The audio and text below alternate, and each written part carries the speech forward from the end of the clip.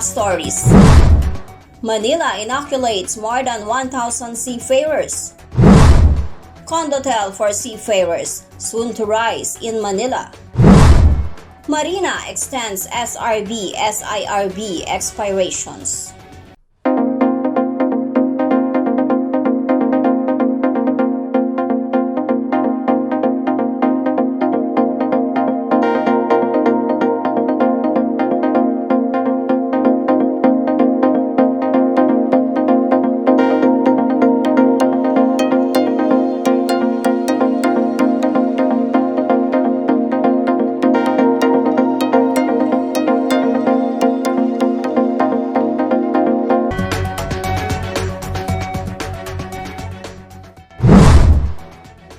Welcome to Marino World Weekend.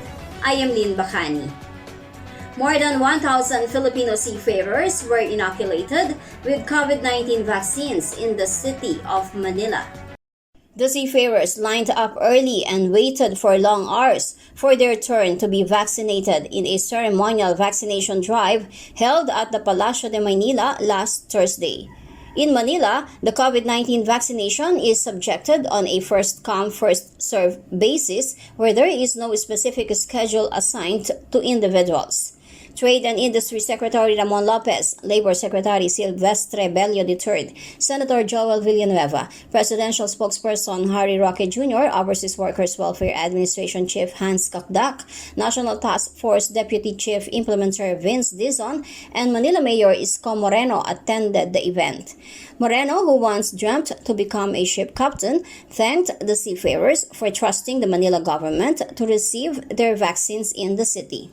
Kaya masaya ako sa inyo, mga seaman, natupad ninyo ang inyong pangarap. Ngayon, pagbiyahe kayo, nagpapasalamat kami sa inyo sa pagtitiwala niyo sa pangalan ng Susu Maynila na dito kayo mapapunan. Kaya palugod namin kayo tinatanggap. At we are proud of you because if this is true, sabi nila, Norwegians are good shipbuilders. British, ay magaling sa dagat, sa navigation. Pero the best crew in the world is Filipino crew.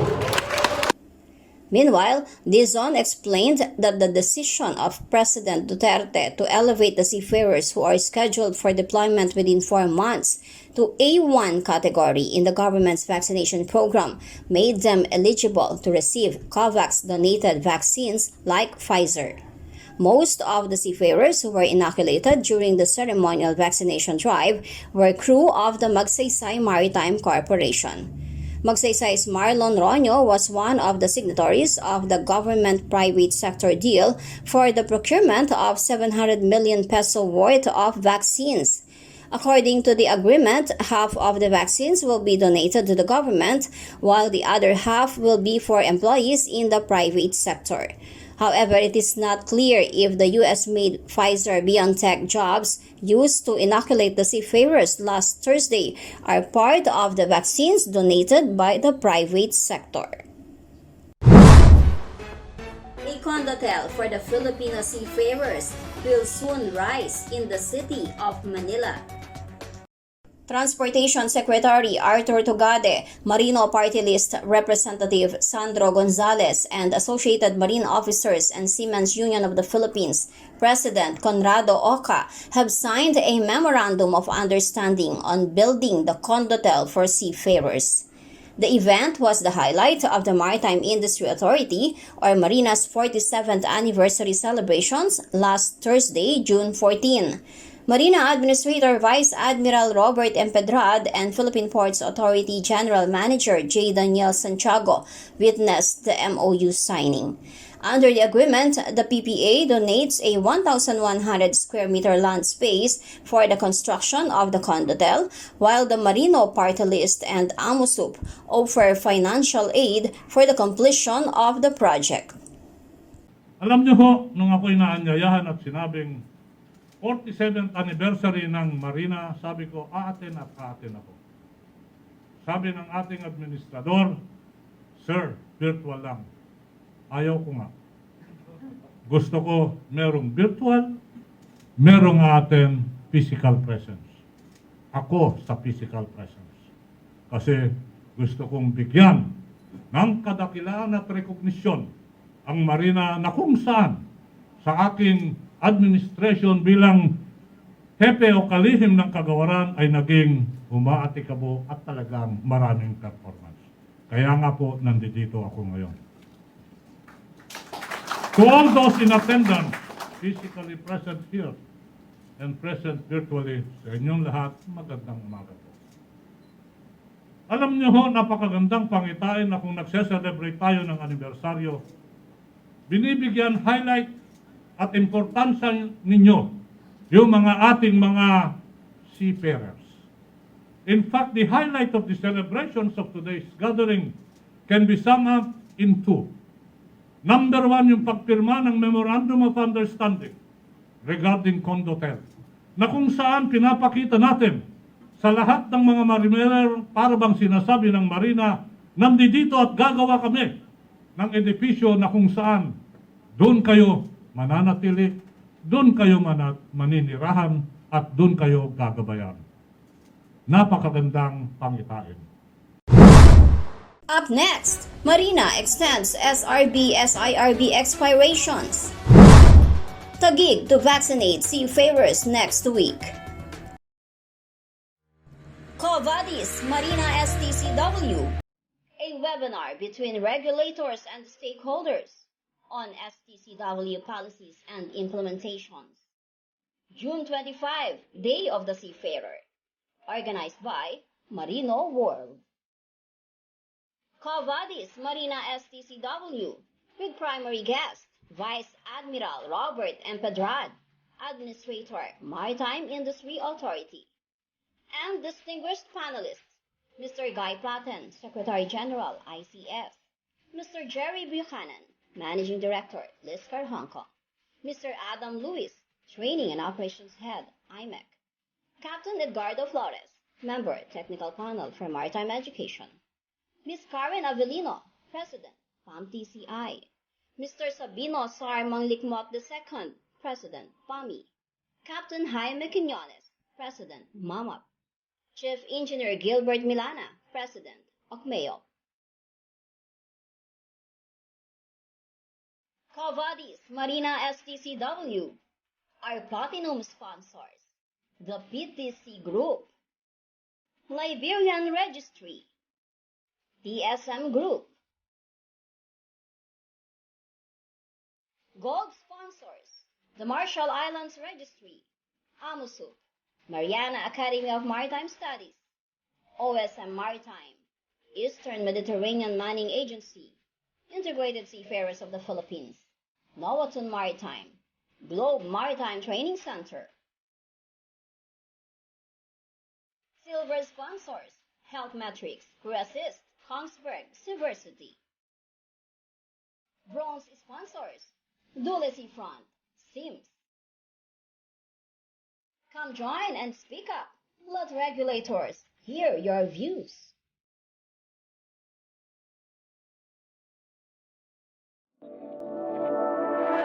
What if I tell you that KSIM Connect has become a reality?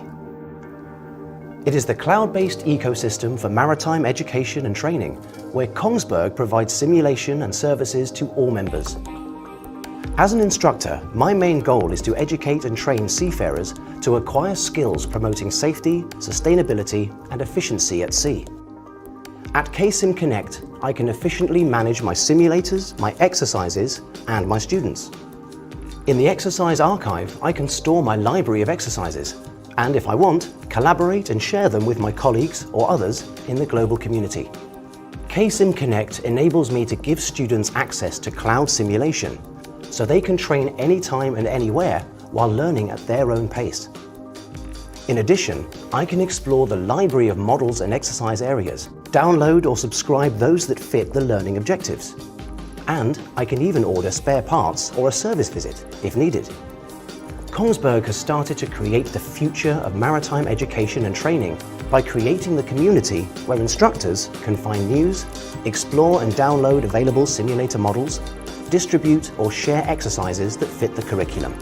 Imagine using Case and Connect to integrate our simulators in the same virtual exercise environment, enabling students to train and interact together. It doesn't matter whether you're in Singapore, Australia, or in the United States. As long as you're online, you are part of the knowledge-sharing community. Kongsberg is shaping the future of maritime education and training by creating the community. Let's continue building this community together for the benefit of ourselves and the entire maritime training industry. Join Case and Connect today.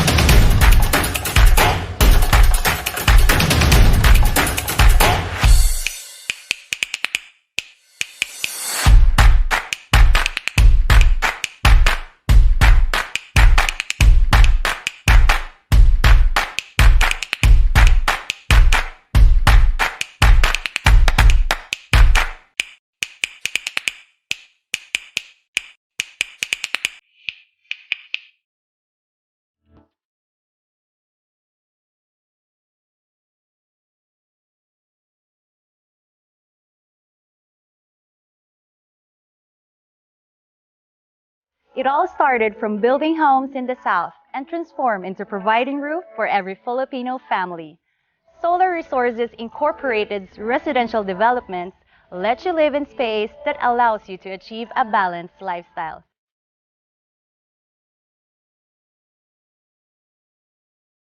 Las Brisas is the newest 9-hectare residential community nestled inside an expansive master plan development of Tierra del Sol in Panza, Cavite. Offering around-the-clock security, a playground for the kids, and leisure hubs for your relaxation and entertainment. This residential community is located between Panza and 13 Martires, Cavite. It's only 4.3 kilometers away from SM City 13, Tower Mall 13, and Public Market.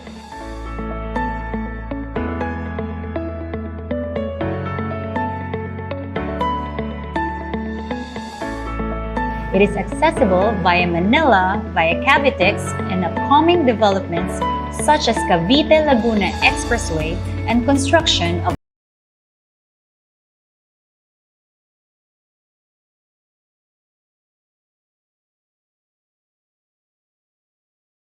is committed to offering you your ideal home that makes valuable investment and that great suburban experience.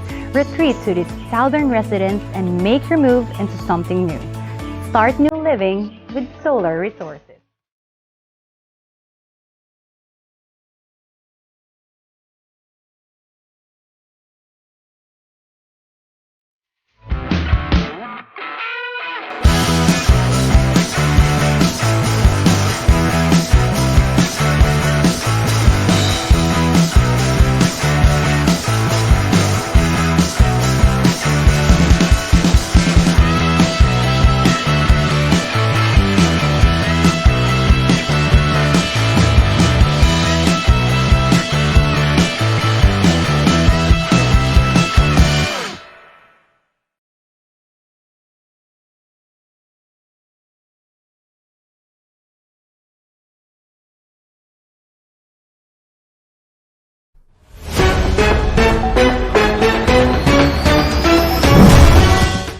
city of TAGUIG will vaccinate 1,000 seafarers against COVID-19 next week.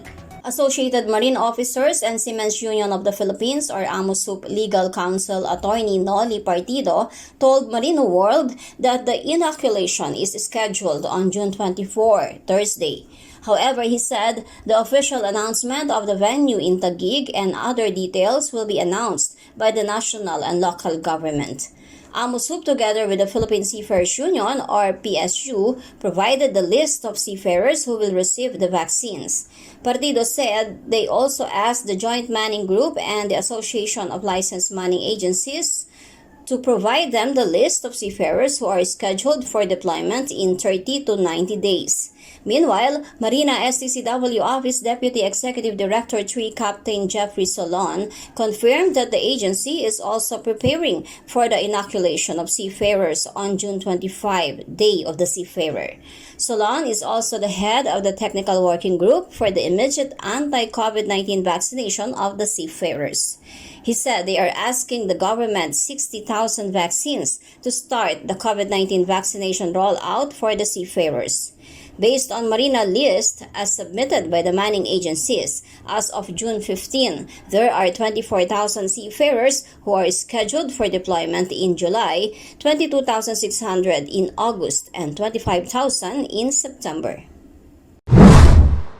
The Maritime Industry Authority, or MARINA, has extended the validity of the Seafarers Record Book, or SRB, and Seafarers Identification and Record Book, or SIRB. Marina Advisory Number 2021-32, which repeals Marina Advisory 2020-91, states that all SRBs or SIRBs expiring between July 1, 2021 to December 31, 2021 shall be extended for a period of 1 year from the date of expiry without the need to file for its renewal. This applies to SRB or SIRB of all Filipino seafarers who are on board at the time of the expiry of their respective SIRB or SRB. Further, the Marina directs all the concerned manning or crewing agencies and shipping companies to submit to the agency the list of their crew members whose validity of SRB have been extended. The advisory aims to facilitate the conduct of crew change to alleviate the plight of the Filipino seafarers who could not disembark their vessels and be safely repatriated due to travel restrictions imposed by several countries. About 300 Filipino seafarers who have been stranded in restricted countries due to travel ban have safely arrived home on June 15 via a chartered flight arranged by their manning agencies. The Interagency Task Force for the Management of Emerging Infectious Disease, or IATF, imposed the ban on all flights coming from India, Pakistan, Sri Lanka, Nepal, Bangladesh, Oman, and United Arab Emirates to prevent the spread of the more contagious COVID-19 variant. However, after deliberations, the One-Stop Shop, or OSS, for the Management of Returning Overseas Filipinos agreed to allow the flight initiated by the Association of Licensed Manning Agencies, or ALMA Maritime Group, in collaboration with a travel agency. The group appealed to the OSS to allow the pre-arranged flight after getting the go signal from the Bureau of Quarantine and clearance from Overseas Workers Welfare Administration for their hotel accommodations. ALMA President Cristina Garcia stressed that the seafarers should be brought home since some have been stranded in the red flag countries for more than a month now. Meanwhile, the IATF has extended the travel restrictions for travelers coming from India, Pakistan, Sri Lanka, Nepal, Bangladesh, Oman, and United Arab Emirates until June 30. Next on Maritime Viewpoints, Dr. Toby Abaya, Health Metrics Chief Medical Officer and expert in maritime medicine, talks about COVID-19 vaccination for seafarers. Thank you for watching Marine World Weekend. I am Lynn Bacani. See you again next Saturday. Stay safe.